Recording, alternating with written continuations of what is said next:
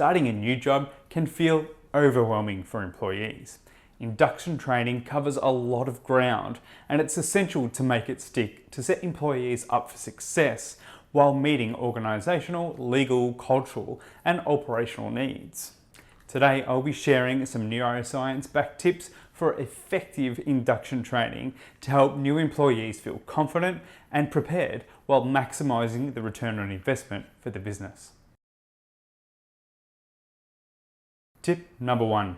First, let's talk about the spacing effect. The brain needs time to process information, so cramming everything in one long session won't work for long-term retention.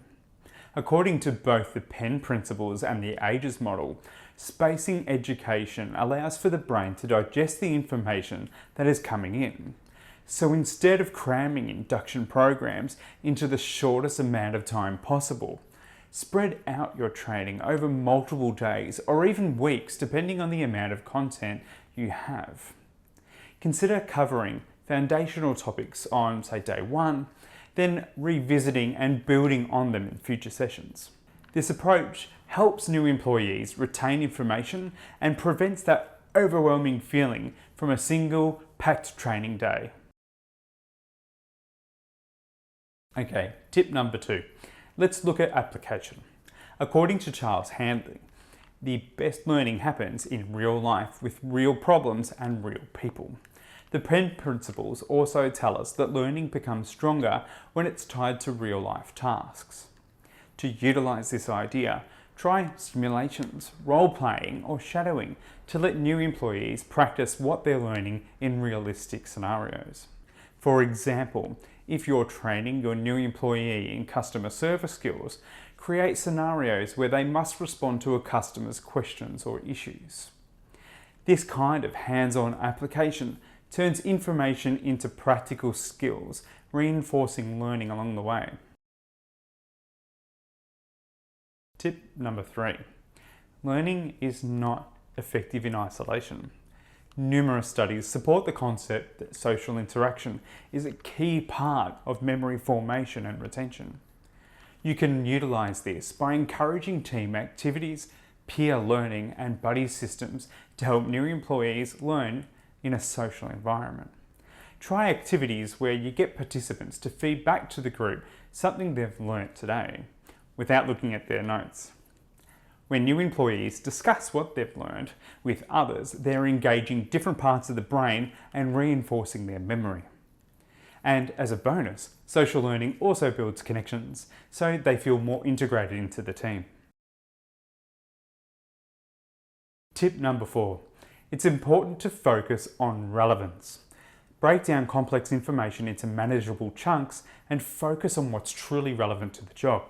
This concept was introduced by George Miller in 1956. His research demonstrated that your working memory can handle about 7 chunks of information at a time. There has also been further research confirming the efficacy of chunking. However, some studies are showing that breaking information into 3 to 5 chunks is optimal. You can further enhance engagement by connecting it to their future roles and responsibilities. For instance, if a new employee's job involves using specific software, focus on practical software skills first, rather than every function.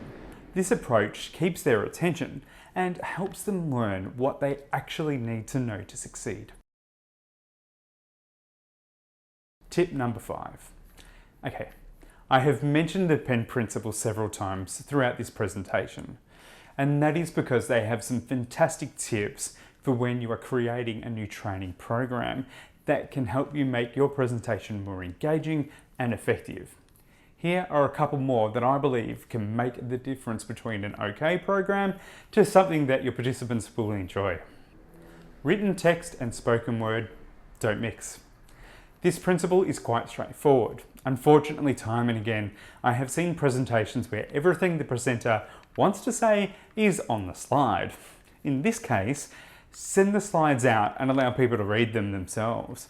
To take advantage of this, either ensure people have time to read what you have on the screen before discussing it, or use the next principle. Visual images and spoken word mix well. Neuroscientists have shown that when people look at an image while listening to someone speak, it activates different areas of the brain, so they don't interfere with each other, unlike reading and listening, which activate the same areas. Utilize images as a prompt for what you would like to say. Or, if you are presenting data, instead of laying your words and numbers all over the screen, use graphs or pie charts to convey the data while discussing it. Also, don't be afraid to use images that you would like to promote a certain emotional response. Doing this can make your presentation more memorable. Spatial predictability guides attention. This is a technique I have used in the past when creating a training program for members of a pharmaceutical sales team. I would always put vital information that they would be tested on in the same place on the presentation, with the same border each time. This ensures that your participants take particular note of this information. Coincidentally, after creating this program, the company's test scores improved dramatically. Multitasking impairs memory and learning. I have been involved in a few training programs where people are checking their phones, replying to messages or email. And sometimes people have their laptops open in front of them and they are furiously typing up everything the presenter is saying. As much as people like to believe that they can do multiple things all at once, the fact is that you can never devote your full attention to every task you are performing at the same time.